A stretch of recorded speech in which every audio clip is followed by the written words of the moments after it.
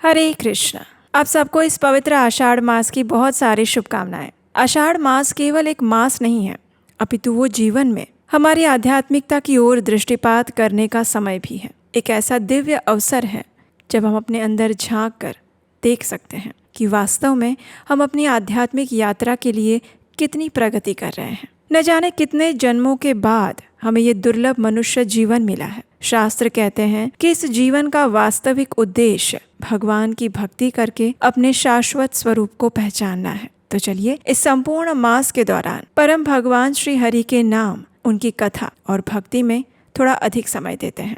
हो सकता है यही छोटा सा प्रयास हमारे जीवन की सबसे बड़ी उपलब्धि बन जाए। तो चलिए इसी उद्देश्य के साथ हमारी इस आषाढ़ मास कथा श्रृंखला को आगे बढ़ाते हैं और सुनते हैं आज की आषाढ़ मास कथा। आइए आज की कथा आरंभ करते हैं। भगवान वराहदेव ने पृथ्वी देवी से कहा, हे पृथ्वी देवी, सभी तीर्थों में प्रधान चक्र ऐसे तीर्थ हैं। अब मैं तुम्हें उनका वर्णन सुना रहा हूँ। चक्र तीर्थ, देव तीर्थ, आकाश गंगा, कुमारधारिका तीर्थ, पापनाशन तीर्थ, पांडव तीर्थ और स्वामी पुष्करणी तीर्थ, ये 7 तीर्थ स्थान उस उत्तम नारायण गिरी, जिसे वेंकटाचल भी कहा जाता है, उसके ऊपर बसे हुए हैं और ये सर्वश्रेष्ठ माने गए हैं। इन 7 में भी सबसे श्रेष्ठ और कल्याणमयी है स्वामी पुष्करिणी क्षेत्र।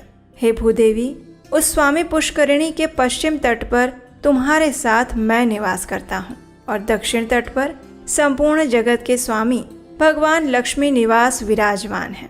समुद्र वसना पृथ्वी वो स्वामी पुष्करिणी गंगा आदि संपूर्ण तीर्थों के समान है। तीनों लोकों में जो तीर्थ, सरोवर और नदियां हैं, उन सब का आधिपत्य स्वामी पुष्करिणी तीर्थ को प्राप्त है। उस परम पवित्र स्वामी पुष्करिणी तीर्थ का सेवन करने के लिए दिव्य गिरी वेंकटाचल पर संपूर्ण तीर्थ निवास करते हैं और उनमें भी 6 तीर्थ प्रमुख माने गए हैं। अब मैं तुम्हें नारायण गिरी का महात्म्य बताता हूँ, ध्यान से सुनो। देवता, ऋषि और सनक आदि योगी सतयुग में अंजनी गिरी को, त्रेता में नारायण गिरी को, द्वापर में सिंहाचल को और कलयुग में श्री वेंकटाचल को परमात्मा भगवान विष्णु का निवास स्थान कहते हैं। अन्य विद्वानों का भी ये मत है। जो सहस्त्र योजन दूर से अथवा द्वीपांतर में पहुंचकर भी गिरिराज वेंकटाचल को प्रणाम करता है, उसे प्रणाम करने के उद्देश्य से उसकी दिशा की ओर भक्तिभाव से मस्तक झुकाता है, वो सभी पापों से मुक्त होकर विष्णु लोक में जाता है। उस पर्वत पर जो 6 प्रधान तीर्थ हैं, उनका समय अनुसार महात्म्य बताता हूँ। माघ मास में जब भगवान सूर्य कुंभ राशि पर स्थित हों, तब मघा नक्षत्र युक्त महातिथि पूर्णिमा के दिन गिरिराज वेंकटाचल पर जो कुमारधारिका नाम वाली पुष्करिणी है, वो समस्त लोगों को पवित्र करने वाली हो जाती है। उसके तट पर कृतिका और अग्नि से उत्पन्न पार्वती नंदन स्कंद देव सेना के साथ भगवान विष्णु का पूजन करते हैं और निवास करते हैं। उस तीर्थ में जो मध्याह्न काल में स्नान करता है, उसके पुण्य फल को श्रवण करो। हे वसुधे, गंगा आदि सभी तीर्थों में जो 12 वर्षों तक नियम पूर्वक स्नान करता है, उसे जिस फल की प्राप्ति होती है, वही फल कुमारधारा तीर्थ में स्नान करने वाले को मिल जाती है। जो उस तीर्थ में यथाशक्ति दक्षिणा के साथ अन्नदान करता है, उसे भी उतना ही फल मिलता है जितना स्नान के लिए बताया गया है। जब मीन राशि के सूर्य हो और उत्तरा फाल्गुनी नक्षत्र से युक्त पूर्णिमा तिथि को चौथे प्रहर में पर्वत की गुफा के अंदर तुम्ब तीर्थ में जो मनुष्य स्नान करता है, वो पुनः गर्भ में नहीं आता।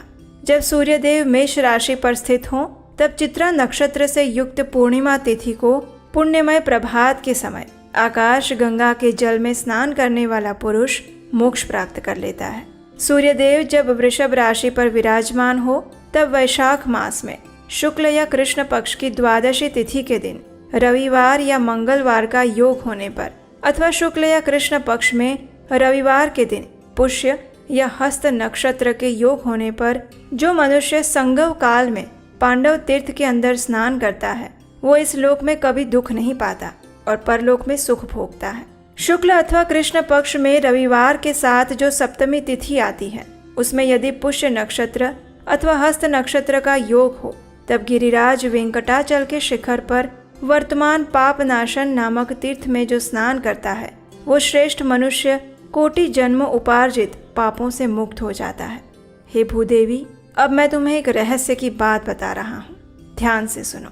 अनंत नामक महापर्वत पर मेरे दिव्य मंदिर के वायव्य कोण में शिखर के ऊपर स्थित गुफा में देवतीर्थ नाम से प्रसिद्ध एक सुंदर सरोवर है।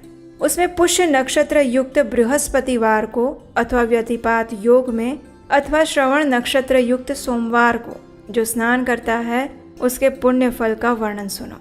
इस लोक में जानबूझकर या अनजाने में किए हुए जो भी पाप हैं वे सभी अत्यंत पावन देव तीर्थ में गोता लगाते ही नष्ट हो जाते हैं। पुण्य की वृद्धि होती है और अंत में चंद्रलोक में सम्मानित होता है। भगवान वाराह द्वारा ये सारी पुण्य कथाएं सुनाने के बाद पृथ्वी देवी ने भगवान वाराह की स्तुति करना आरंभ किया। पृथ्वी देवी ने कहा, हे देव देवेश्वर वाराह मुख अच्युत, आपको नमस्कार है। आपकी श्वेत कांति क्षीर सागर के समान है। हे वज्र श्रृंग, आपको नमस्कार है। आपकी सहस्त्रों भुजाएं हैं। आपने कल्प के आदि में एकार्णों के जल से मेरा उद्धार किया और तभी मैं संपूर्ण जगत को धारण कर पाई। आप अनेक दिव्य आभूषणों से विभूषित और यज्ञ सूत्र से सुशोभित हैं। आपके चरणार विंद प्रातः काल उदय होने वाले सूर्य नारायण के समान हैं। आपने अपनी दाढ़ों के अग्रभाग से हिरण्याक्ष नामक दैत्य का वक्ष स्थर चीर डाला था। आपके नेत्र खिले हुए कमल पुष्प के समान सुंदर हैं। आप अपने मुख से सामवेद के मंत्रों का गान करते हैं। ब्रह्मा जी और भगवान शिव आपके चरणों की वंदना करते हैं। आप शब्दों की पहुंच से परे हैं। आपको नमस्कार है।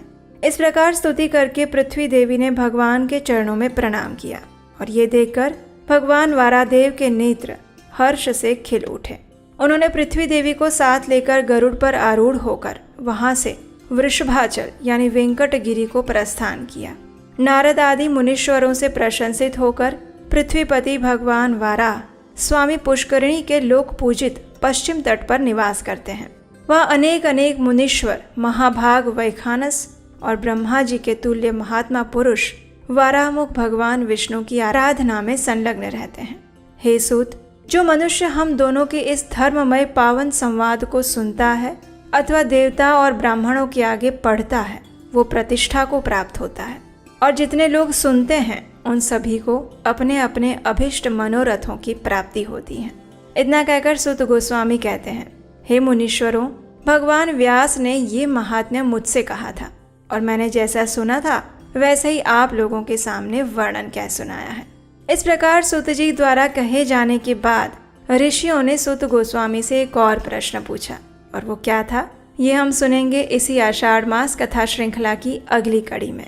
और जाने से पहले एक छोटी सी स्पेशल अनाउंसमेंट करना चाहती हूँ। जैसा कि आप सब जानते हैं कि हम अपने चैनल उपदेशाष्टकम के माध्यम से एक नया इनिशिएटिव लेकर आए हैं। अगर आप एक गर्भवती महिला हैं या फिर आने वाले समय में प्रेगनेंसी प्लान कर रहे हैं तो इस शनिवार 4 जुलाई शाम 7 बजे हम आपके लिए एक स्पेशल गर्भ विज्ञान वर्कशॉप लेकर आए हैं। इसमें मैं लाइव आपके साथ जुड़ूंगी और आपको बताऊंगी कि वास्तव में गर्भ विज्ञान क्या है, कैसे एक श्रेष्ठ संतान को जन्म देने के लिए हमारी वैदिक संस्कृति ने एक महान विज्ञान हमें प्रदान किया है, उन सब के ऊपर बात करेंगे। तो अगर आप इस विषय में और जानना चाहते हैं तो नीचे डिस्क्रिप्शन बॉक्स में लिंक दिया गया है, वहां पर जाकर आप इस वेबिनार के लिए रजिस्ट्रेशन कर सकते हैं। हरे कृष्णा।